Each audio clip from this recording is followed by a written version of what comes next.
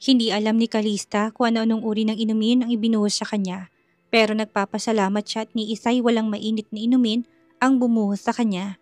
Hindi niya alam kung gaano kahaba ang pagtitimpi na ginawa niya para lang hindi balagbagin ng mga kabataang nakaharap sa kanya. "What the hell are you all doing?" Ang mataginting at galit na boses ang biglang gumulat sa mga kabataang tila sinindihan ng puwet sa takot. Isa-isang nagsipulasan ng mga ito upang bigyan ng daan si Vinson na madilim ang mukhang nakatayo sa entrance ng shop at diretsong mga matang nakatingin sa kanya. Naninikit ang mga mata nito habang nilibot ang tingin sa mga college at high school students na karamihan sa mga naroon ay naka-uniform pa ng sikat na paaralan. Ang buong akala niya ay ayaw pumasok ng asawa niya kaya naman hinayaan niya itong magmukmok sa labas pero dahil siya narinig na kumusyon ay hindi niya mapigilang bumalik at hindi nga siya nagkamali. Nang hinala na nasa kaguluhan to pero kung anong dahilan ay hindi niya alam. Ang hindi alam ni Vinson at Calista ay isang sikat na vlogger ang nakaaway ng babae at marami itong supporters. Lalo na mga estudyante kaya naman nakilala siya ng mga to at sinugod. "Let's see who dared to mess up with my wife. Be prepared for slandering my wife dahil ipapakulong ko kayong lahat." Ang madagundong na boses ni Vinson ay nagpanginig sa bawat kalamnan ng mga naruroon, lalo na mga nagbuhos ng inumin kay Calista. Vinson is a handsome bachelor in the eyes of many. Hindi lang basta gwapo at mayaman pa, kaya marami ang nakakilala sa kanya. Ilang eskwelahan na rin ang binisita niya upang mag-guest speaker, kaya karamihan sa mga naroon ay kilalang lalaki.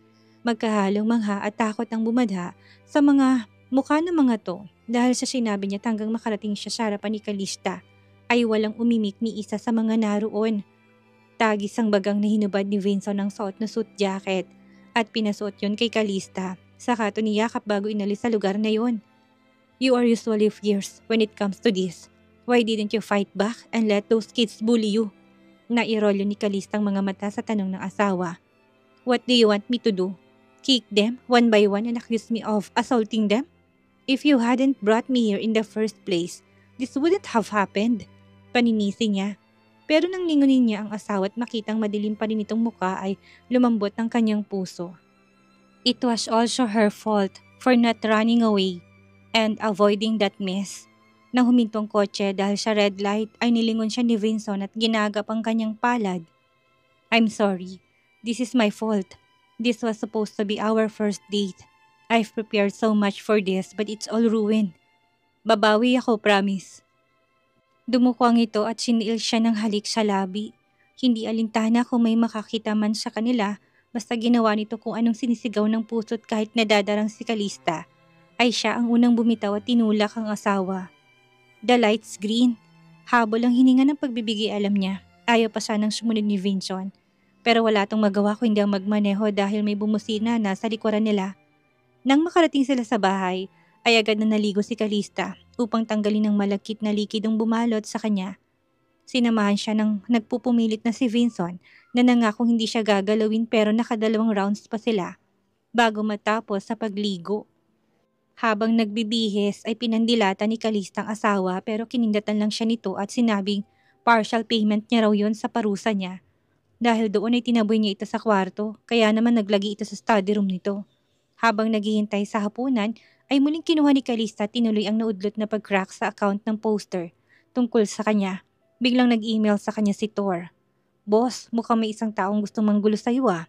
Malamang sa malamang ay tamang hinala ko na si Miss Celeste yon. Hindi ba?" Tumaas ang sulok ng labi ni Calista sa mensahe ni Thor. Sa simula pa lang ay may hinala na siyang ang babaeng yun. Ang may kagagawa nito pati na rin ang tungkol kay Paolo. Nagkataon lang ba talaga na uwi ito sa gabi na gusto sanang mag-confess sa kanya ni Vinson? O sinadya nitong sirain ang pagkakataon na yun? Kahit ang pagkaka-hospital niya ay sinadya rin yun ng babae dahil ng araw na yun ay ramdam niyang may suot na singsing si Celeste nung naglapat ang palad nila. It was a scheme between her and her best friend dahil sigurado siya na sinabi rito ni Shaira ang tungkol sa allergy niya sa silver at sinamantala ito ng dalaga. Hindi niya lang akalain na sasamantalahin yun ni Celeste para lumikha ng eksena. Ang masama pa'y pinahamak nitong best friend ng mailagay ito sa alanganin. What a cunning lady! Hindi niya kagad na-replyan si Thor bagkus ipinasok ang site na matagal na niyang hindi napapasok, the dark web. Dahil peking address ng original poster ay nagpasya siyang I-delete na lang lahat ng post tungkol sa kanya pero ganun na lang ang gulat niya. Nang makitang wala na yon kahit isa, it looked like there was someone who took care of it. May idea siya kung sino dahil bukod kay Rex na kasama niya sa CSS ay may isa pang hacker na talagang nakaagaw ng pansin niya sa dark web. Mabilis siyang nagtipa at pinadalhan to ng mensahe. Is it you, Ace? Were you the one who took down all the videos relating to a person named Calista? Si Ace ay isa sa mga hacker na nailala niya sa dark web pero kahit kailan di pa niya nakikilalang muka. Kahit paminsan ay may gathering sila ng mga hackers o hindi kaya sa hacking competition. Why do you know her too? How do you know her? My friend asked me to clear her name. Tama naman ang sinabi niya dahil sa mga oras na yun inag-chat sa kanya bilang si Jerome na humihingi ng tulong para alisin nga lahat ng videos ni Calista sa internet. Nangunot ang noo ni Calista sa reply nito. Hindi niya kilala si Shadow at alam niyang hindi si Rex yun dahil hindi gumagamit ng ganong alias ang lalaki. So why did Shadow help Calista? Are you going to the next Global Hacker Summit? Maingat na tanong. She badly wants to know who this Shadow is. It depends. My wife is strict and it may not be convenient for me to leave her. Umangat ang kilay ni Calista sa sinabi't hindi mapigilang magkomento. What a coincidence. I also got married recently. Anyway, I hope to see you at this year's Global Hacker Summit. I am interested in discussing the hacking system developed by the Hackso Group. Well, if my wife agrees, I will be there.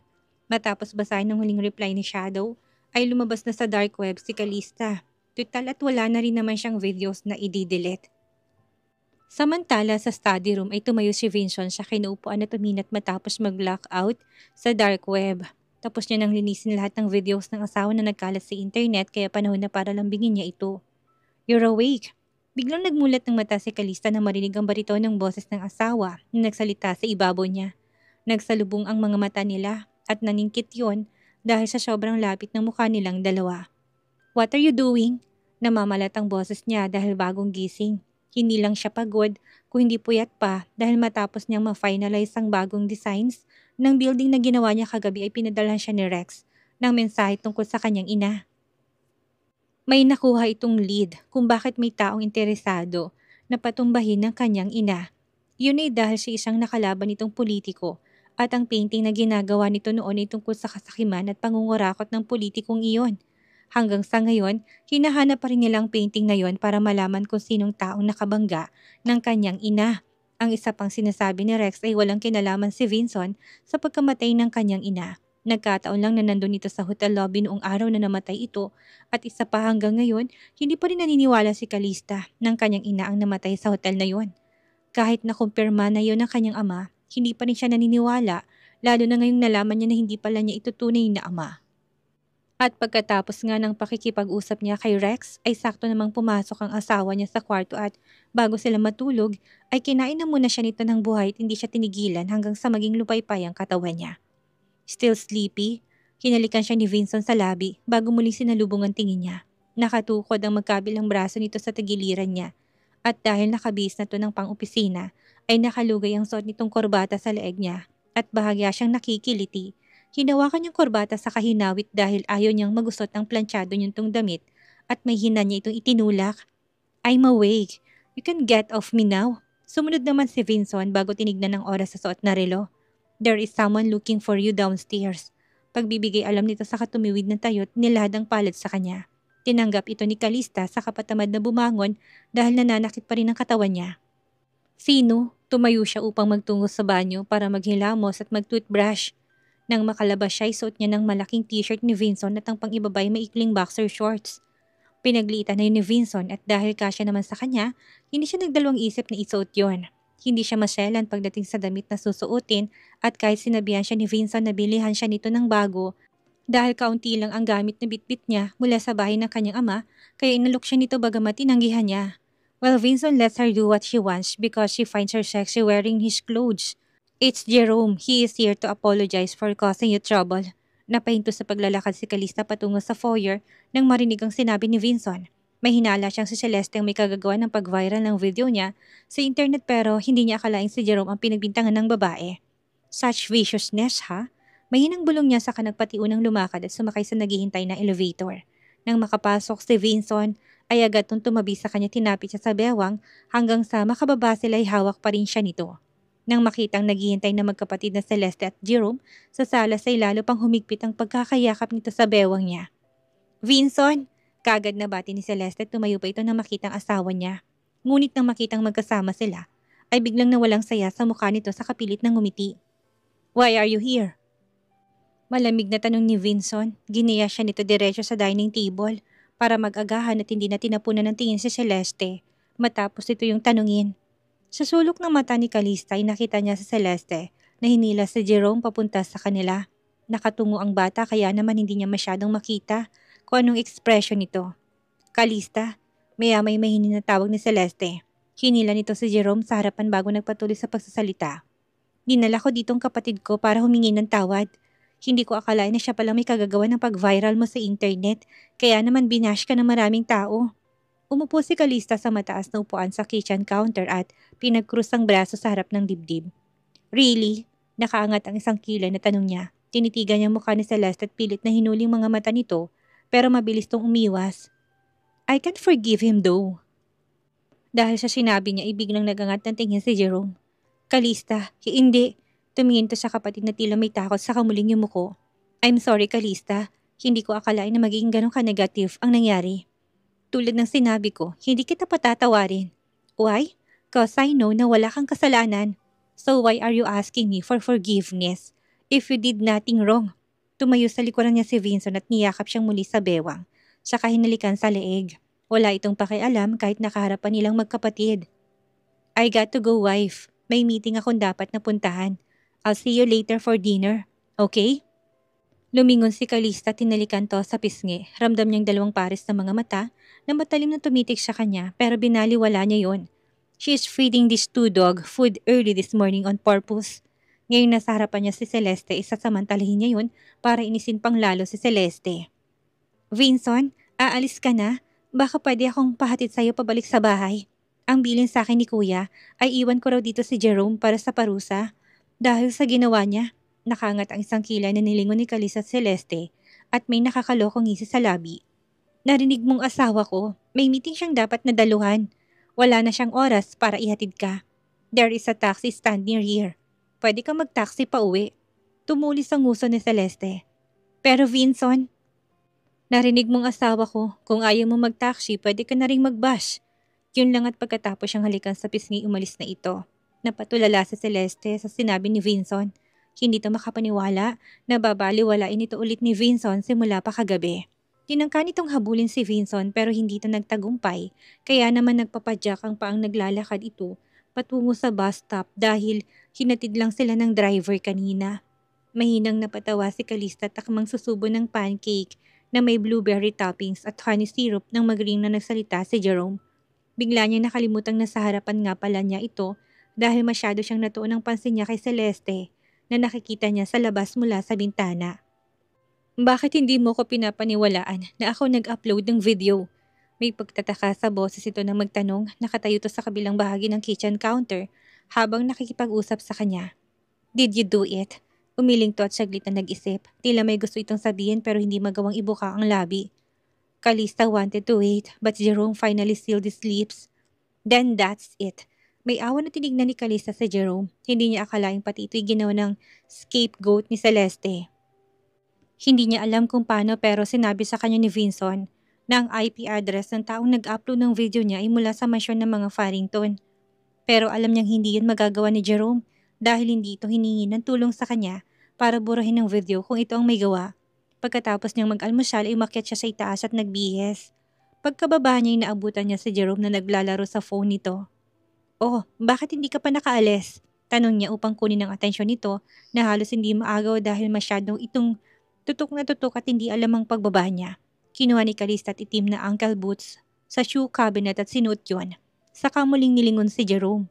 Nakatingin na sa kanyang binatilyo. Ang sabi mo ay kasawal lang ang pagiging mag-asawa niyo ni Kuya Vinson. Sabihin mo nga sa akin, Calista. Nagkakagusto ka na ba sa kanya? Inihilig ni Calista ang ulo sa balikat at matiim-tinginan si Jerome. Mag-asawa kami, walang masama kung maayos ang turing namin sa isa't isa. Hindi niya na ito hinayaang makasagot at iniwan ito. Nang makalabas siya, ay naghihintay na ng taxi si Celeste, pinadalhan niya ito ng mensahe kanina para sana magpahatid sa opisina dahil hindi kaya na katawan niyang magmaneho dahil sa pagod. Pero nang makita si Jerome na gusto yatang dumikit sa kanya, ay wala siyang ibang nagawa kundi ang magpahatid sa mall upang gumala. At dahil kasakasama na si Jerome, ang una nilang pinuntahan ay arcade games dahil yun ang hiling nito at ayaw nitong sumama sa kanya na mag-shopping. Hindi niya akalaing imbis na parusahan ko nito ay sinama pa niya ito para magsaya. Ang problema, kakapasok pa lang nila sa entrance ng arcade nang makasalubong nilang mga kaklase ni Jerome na nakasagutan nito noong nakaraan. May kasama rin ng mga to na dalawang kababaihang na makita si Jerome ay kaagad nang lumawak ang pagkakangiti nang makita sila. Jerome, sino mag-aakala na makikita ka namin dito? Sino yung kasama mo? Nakagat ni Jerome ang labi sa magkasunod na tanong ng dalawang nakaalitan. Pinagmasdan ni Calista ang katabi at napansin na tila natuod ito at hindi makakilos dahil nakaramdam ng takot. Is she your girlfriend? Bakit mukhang mas matanda na siya kaysa sayo? Nagkatawanan ng apat dahil sa sinabi ng lalaki na siyang tila leader ng grupo. Pero biglang mga to sinaway ng staff ng arcade dahil sa pagharang nila sa dinaraanan pero imbis na sundin na yung mga ito pang nagalit sa staff. Nakaangat lang isang kilay ni Calista habang nakamasid. Hindi niya akalaing ganito nakataas ang level ng pagkasama ng ugali ng karamihan sa kabataan ngayon. Bukod sa mga walang respeto sa nakatatanda, ay wala pang galang.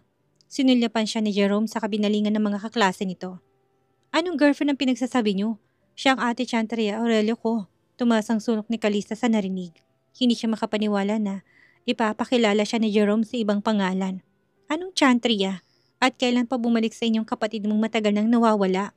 Ngunit hindi sumagot si Jerome at tinawakan siya sa pulsuhan saka hinila palayo sa lugar na yon. Hey Jerome, saan ka pupunta? Sigaw ng kaklase nito na sumunod sa kanila. Mukhang hindi na mga to palalampasin ng pagkakataon na hindi makaganti sa binatilyo. Jerome, mukhang masasangkot na naman yata si Calista sa gulo dahil sa isang Farrington.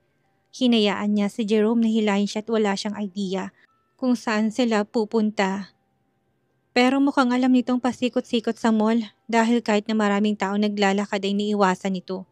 Habang nasa hallway sila sa isang sulok kung saan hindi matawa ay narinig niyang sigaw ng isang babae. Jerome! Ate Chantria! Nang lingunin to ni Calista ay nakita niyang babaeng kaklase ni Jerome. Nakaharap nila kanina. Ngunit hindi yun ang nagpagulat sa kanya kundi ang lalaki na sa likuran nito na biglang dumilim ang mukha. Dahil sa paghinto nila ay naabutan nga sila ng kaklase ni Jerome. Pero nang makita ng mga to si Frederick na nakatayo sa isang tabi, kasamang isang tauhan nito ay bigla nitong naisarang bibig at hindi na naituloy kung anong sasabihin. Sino sa inyong tinatawag na Chantria Oriol?